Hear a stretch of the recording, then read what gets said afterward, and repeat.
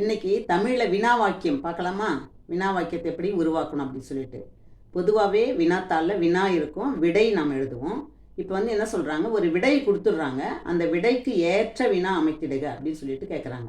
அப்படி கேட்கும் பொழுது நாம் என்ன கேள்வி கேட்டிருந்தா இந்த பதில் வந்திருக்கும் அப்படின்னு நம்ம யோசிச்சோம்னா அதுக்கு சரியான வினா நமக்கு வந்துடும் இல்லையா? நம்ம சிந்திச்சு பார்த்தோம்னா நமக்கு தெரியும். உதாரணமாக பாருங்கள், இப்போ நான் வந்து ஒரு வாக்கியம் சொல்கிறேன். நான் தமிழாசிரியராக பணிபுரிகிறேன் அப்படின்னு சொல்கிறேன். இது என்ன கேள்வி கேட்டிருந்தா இந்த பதில் வரும்?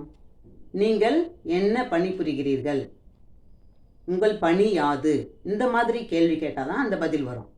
ஒரு சிலர் வந்து நீங்கள் தமிழாசிரியராக பணிபுரிகிறீர்களா அப்படின்னு சொல்லிட்டு கொஸ்டின் மார்க் போட சொன்னால் அது வராது. அப்படி கேட்டிருந்தா ஆம் அப்படின்னு சொல்லிட்டு தானே பதில் சொல்லியிருப்போம்.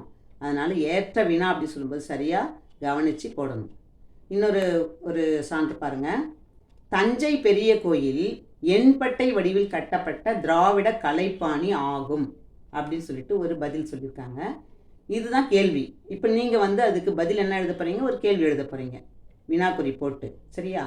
தஞ்சை பெரிய கோயில் எவ்வடிவில் கட்டப்பட்ட எவ்வகை கலைப்பாணி அப்படின்னு கேட்கலாம், கொஸ்டின் மார்க் போடலாம். இல்லை தஞ்சை பெரிய கோயில் எவ்வடிவில் கட்டப்பட்ட திராவிட கலைப்பாணி அப்படின்னு வினாக்குறி போட்டுடணும். அங்கே ஆகமெல்லாம் இருக்கக்கூடாது. சரியா? இந்த மாதிரி நாம் எழுதணும்னு சொன்னால் உங்களுக்கு முழு மதிப்பெண் கிடைக்கும். முயற்சி பண்ணுறீங்களா? நன்றி.